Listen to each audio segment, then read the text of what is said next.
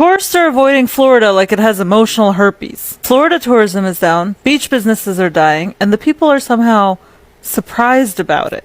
Come to Florida, where the sun burns your skin and the governor burns your identity. It's so politically toxic that even the alligators are switching parties. DeSantis is out here turning Florida into a family-friendly dictatorship. It's like North Korea with Margaritaville decor. He's out here banning books, attacking drag queens, and starting a fight with Mickey Mouse like he's the final boss of the woke Olympics. The man literally lost a fight with Disney. That's like getting beaten up by a piñata. Tourism in Florida has dropped harder than DeSantis' presidential campaign. You remember that? Blink and you missed it. It was like watching a wet sock run for office. The beach bars are empty. Even the piña coladas are asking, is it because I'm fruity? You know things are bad when even retired boomers are thinking of packing up and moving back to New Jersey. Florida is so broke right now, people are literally financing their groceries like a car note. Florida has officially turned into the second most financially distressed state in America. Of course, only Texas beat them out. When I saw it, I thought, dang, Florida and Texas are in competition with each other to see who can treat their people the worst. See, here's the wild part. A new study found that 25% of Floridians are financing their groceries using buy now, pay later. You heard that right. Loans. We finance cars, homes. Some people even do it to furniture. Now it's chicken wings, bread, and milk. Honestly, it doesn't surprise me, because when you look at Florida, a huge part of the problem is the elderly. And it's not like grandma can go get a side hustle at Amazon or the grocery store to make up for the money that she misses every month. The elderly don't have that option. It means that they're feeling the squeeze tighter than anybody else. And the squeeze is brutal. People are delaying payment, racking up late fees, filing bankruptcy, or just straight up not paying bills no more. That's not living paycheck to paycheck. That's survival on credit. And just note, it's not just a Florida story or a Texas story. When two of the largest states in the country are collapsing under the weight of necessities, that means it's a sign that it's happening everywhere. So if Florida is drowning while selling sunshine and palm trees, imagine what it looks like in states that don't have the tourism economy to fall back on. And quiet as kept, Florida ain't got it to fall back on no more either. So remember, America will sell you a dream, but it will make you finance the groceries just to stay alive. And if you think it's normal, then you've already accepted living in a nightmare. If you are a female and you are seeking higher learning in the state of Florida, don't do it. DeSantis is picking the most right-winger people to run these university and college settings. Currently, there's a man named Scott Yinner, and he's on the board of University of West Florida. And he is saying right now that women should choose motherhood over higher learning. And he argues that college and universities are delaying growing up, and that pretty much they're in an indoctrination camp. He believes women going to school is undermining traditional American families by encouraging women to pursue careers and just put off having the babies. Now, this man is a professor from Boise State University, and he has written extensively about the dangers of DEI, efforts in higher education, as well as the decline of traditional marriages and the birth rates in the U.S. And of course, he was a member of the Heritage Foundation. But I really need you to listen up, because these are his words. He thinks feminism is evil. He believes independent women like myself are medicated, meddlesome, and quarrelsome. And he decried colleges and universities as the citadel of our genocracy. But listen to this, because he really pissed me off. He said, if we want a great nation, we should be preparing young women to become mothers, not finding every reason for young women to delay motherhood until they are established in a career or sufficiently independent. He goes on to say, every effort must be made not to recruit women into engineering, but rather to recruit and demand more men to become engineers. Ditto for med school and law and every trade. He said, if every Nobel Prize is a man, that is not a failure. It's kind of a cause for celebration. Yeah, this is what the Republicans want. This is Project 2025. Do not let your child come here to the state of Florida. I don't think you guys understand the repercussions that Florida is going to face. In fact, they're already facing it right now. We literally have construction sites in which it was filled with workers that are no longer there, that they have fled the states. Listen, I have a side hustle that caters to tourists when they come down here to Fort Wilderness. Last year and the year before, I was fully packed. My trailers were fully booked every weekend. This weekend, my big trailer is only going out once. And it has been a struggle renting them out. Now, I thank God that this is just my side hustle and that I really don't count this money to live on. But can you imagine other people that are have a side hustle, or this is their job full time, to cater to the tourist industry? And at this point, I understand why they're not coming, because I don't even want to be here. But if you were on Spanish TikTok, I think you would understand the gravity of this issue. So get ready for higher costs of living here in Florida. Get ready for the higher cost of fruits, orange juice, everything. You think you're going to buy a home in Florida. That's not going to happen. You're not going to be able to afford it. And if you did order a home, it's going to take you a long time to actually move into it because they don't have the workers. DeSantis did not make Florida great. DeSantis has definitely destroyed Florida. And the sooner the Republicans understand that and get rid of him, the better it will be. But these Republicans lack backbone because they should have been fighting against DeSantis and they should have been doing the right thing, but they chose not to. I just had a Democratic legislative aide in my house, and one of the things that we talked about was how bad the sessions are, and that in August they plan to ram down a whole bunch of other policies, like if I call you a racist, that I have to pay you $35,000. The whole point is to shut down the minorities and basically put the freaking majority, the white people, in charge. White Maga supporters in Florida are outraged after Trump's policies destroyed their lives. And you know, that is exactly what they voted for. They voted in Donald Trump. And for your information, they're not just guilty of voting in Donald Trump. They're also guilty for voting in DeSantis, or rather known as De Satan, as he's being called by so many people. And this De Satan name is a name that probably reflects the things that he's doing. It's a name that directly reflects his policies. So, come to think of it, why did they vote the wrong people into office? Ask yourself that question. Why? And while thinking about it, they voted in these wrong people in office at a time whereby they were being warned. If anything, they were not tricked into voting in Donald Trump. Donald Trump told them exactly what he would do if at all he was elected. And that's exactly what he's doing. They were not tricked or they were not fooled by anyone. If anything, the Democratic Party warned them. If anything, black people in America warned them. But because of their racist selves, because of their racist personas, because they don't want to be associated with the party that supports immigrants, the party that supports black people, they decided to vote for the wrong people into the offices. And come to think of it, racism is very expensive because they voted against their interests.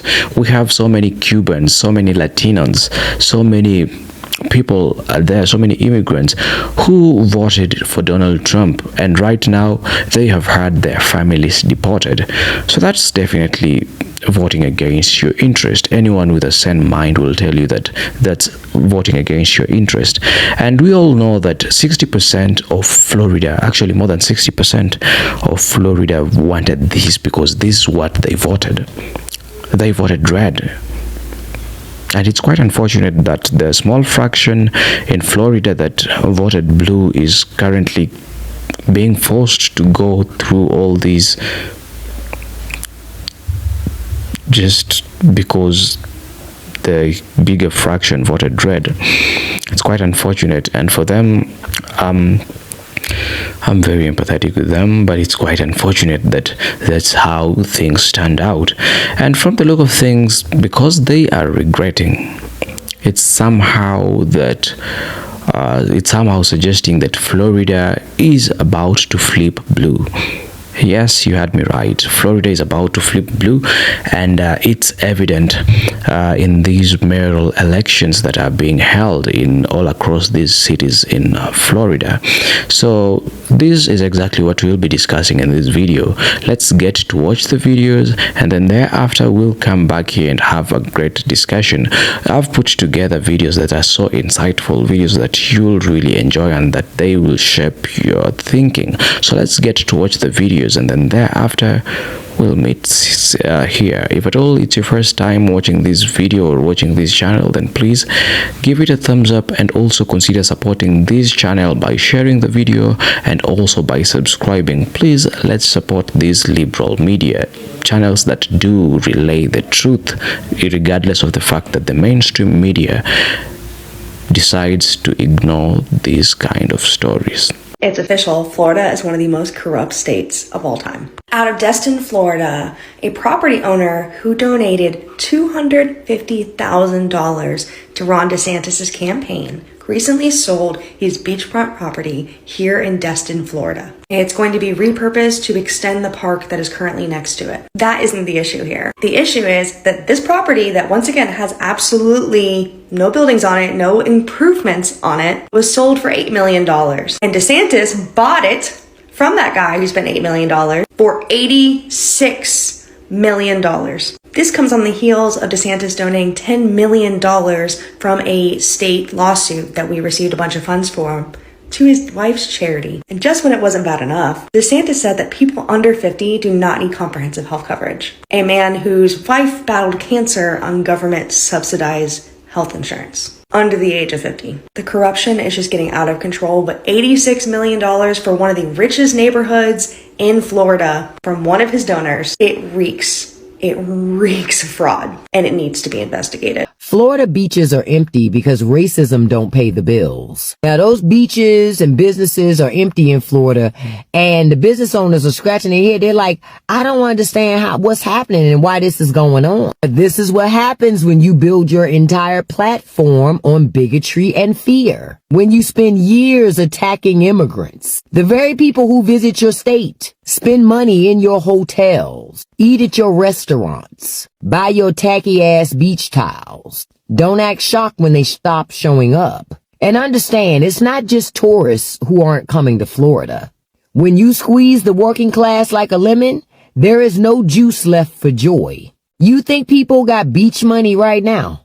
People can't even afford to go outside. And all those Trump tariffs, those weren't on corporations. Those were Trump taxes on us. Prices went up, jobs got cut, and now folks are choosing between groceries and gas, not plane tickets to Clearwater. And y'all made Florida a hostile environment, honestly. And not just for immigrants, but also for black people, LGBTQ, teachers, hell, even librarians. Y'all made the beach a battleground. So now it's just you and those overpriced souvenir stands collecting dust.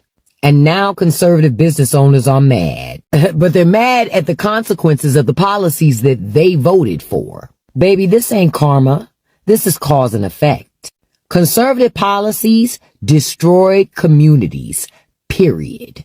So ask yourself, how long are you guys going to continue to vote against your own business? We've got a real problem with our public schools here in Florida this year. I just did meet the teacher at my kids' schools. My boys are going into 6th and 8th grade. They're entering into a B school in Orange County, an A district. And look, they don't exactly love a parent like me coming in. You know, they expect parents coming in asking about, you know, like the bus schedules and uniforms. And I'm asking about fish codes, class sizes, and allocations. But it's real. Like, this school should be fully staffed up and returning 80-some% of its teachers. The allocations that they lost, my kids in a science class with 27 other kids that is designed to hold in a room that's designed to hold 20. They are desperately hoping to get more allocations added on after 10 days of school when they get a confirmation on their student count, and it's not right. It's completely messed up. And if this school is like that, God knows what our Title Ones and it is bad right now. What they have done to our public schools is unforgivable. And the teachers, every teacher my kids had multiple preps. They've got more seats than their class should handle. It is not how you set up quality education. It is just, at every fiber of my being, it was killing me in Meet the Teacher today. Unacceptable here in Florida. Well, there you have it, guys. And the only question watching this is, how can people in Florida be angry in the first place at a time when they know this is exactly what they voted for? That's the question that has been going through my mind. Why are they even angry in the first place? This is exactly what they voted for. At the time of recording this video, the economy in Florida is terrible. Schools, terrible. Jobs, let's even not talk about it, at least not in this video, because it'll take an eternity to talk about jobs in Florida. Tourism, Florida is a place, or rather a state, that has had one of the biggest tourism economies. The tourism economy in Florida was so huge, but currently nobody wants to visit Florida. Nobody wants to be associated with that state. It's somehow, or it's kind of, Florida is currently falling, and it's not just Florida.